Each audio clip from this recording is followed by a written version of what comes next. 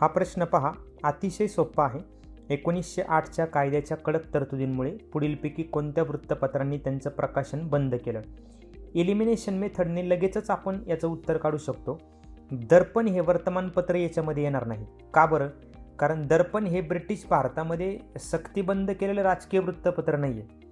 त्याच्यामध्ये हे पहिलं मराठी दुहेरी भाषिक मराठी इंग्रजी वृत्तपत्रांपैकी एक होतं. 1832 ते 40 अशा दरम्यानचा याचा कालावधी होता. त्यामुळे 1908च्या कायद्याचा इथं काही संबंधच येत नाही. त्यामुळे याच्या संदर्भाने हा बी पर्याय जरी कट केला तरी हा पर्याय कट होतो आणि बाकीचे पर्याय जे आहेत ते आपण निवडू शकतो. आता दुसरा एक पर्याय आहे, तसं उत्तर सापडलं नाही तर दुसरा, युगांतर असो, संध्या असो किंवा वंदे मातरम असो, ही तीनही जी वर्तमानपत्र आहेत ही तीनही वर्तमानपत्र क्रांतिकारी चळवळीशी संबंधित होती.